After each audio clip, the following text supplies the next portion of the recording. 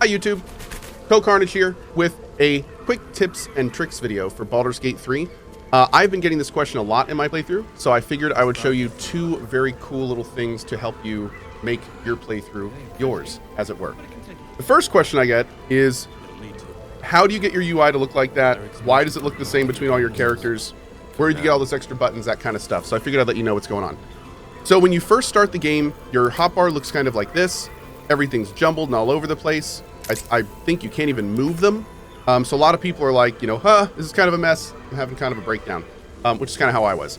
So let me show you how this works. First of all, there are two buttons to the bottom right that increase and decrease your rows. You can use this with the K menu to fine tune what buttons are down here. You can see like reactions. This is where you can put them in. Your common buttons that mostly all characters have, including their equipped weapons, and then your class specific stuff as well. Using this, you can drag down and change any buttons you would like to move them wherever you would like them to be.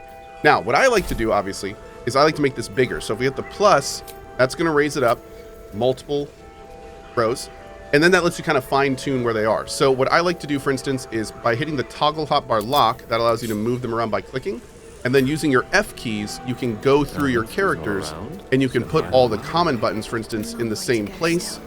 You can put commonly used buttons in the same area as well. So if you see, I usually have my first top left for melee and then ranged on all of my characters.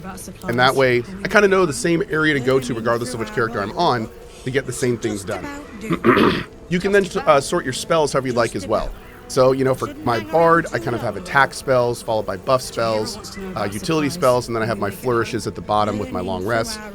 You can kind of go through and design however you want to, but by doing this, you can very easily set up how you want to do it. You can also do the same with the items on the right side. These are all items in the inventory. And also keep in mind, you can move this around to set different sides. So if you're a big scroll user, which I wish I was, then you could bring this out, to be a lot bigger, organize your scrolls and items here. You can do the same with potions or throwables or arrows if you're an archer. And that way you can kind of really broaden out where your buttons are when you go into combat and make it just that much easier to use. So that is a quick UI tutorial on ways that you can very easily customize your UI to make the game yours. On top of that, the next thing I wanted to show you is some quick inventory tricks.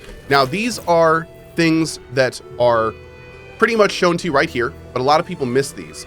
But knowing these things will make your inventory experience so much better. There's three important things. First of all, there's standard stack splitting, which everyone kind of knows about. This, you kind of just hold down shift, bring it down to an empty spot. That'll allow you to split stacks. That's pretty basic. That's pretty cool, but that's not the awesome part. Now, if you're like me, you probably have a couple what I would call mule characters. These are characters that have high strength. Maybe they're humans that have carry weight bonuses. These are characters that carry all your stuff. They may not be your character, which means switching between them or moving things between them can get a little bit finicky because, your main character, the one you're usually playing, is generally not the one that's going to end up having those items being hauled around on them. So here are two very cool tricks to make your life a lot easier. This is my main character. He picks up stuff, but generally doesn't hold stuff. If you hold down Control, you can select items in a group. So if you have a whole bunch of items that you're going to sell, you can hold down Control, select a whole bunch of them, right click, send, add to wares.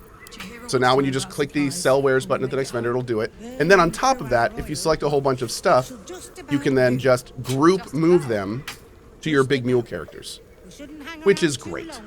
So that's a very easy way to do that.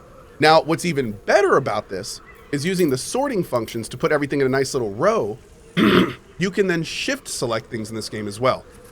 So if you click one thing, left click, hold down shift click on another thing, it will then group select every single item between those two, and then you can drag move those over as well.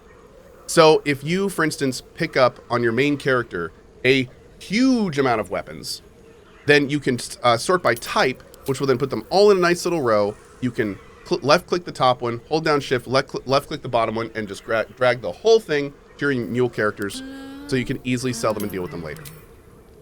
Those tricks alone have made organizing the inventory so much easier in this game. It speeds things up so fast. And by using that, you can quickly organize and delegate all of the stuff wherever you need it to make your playthrough that much more easy and intuitive. Pretty cool. All right. Thank you for watching. I appreciate it. You can find me over at twitch.tv/CohhCarnage or twitch.tv/Cohh in the evenings. I hope that you will tune into our playthrough, as it has been pretty great so far, and I will see you on the channel.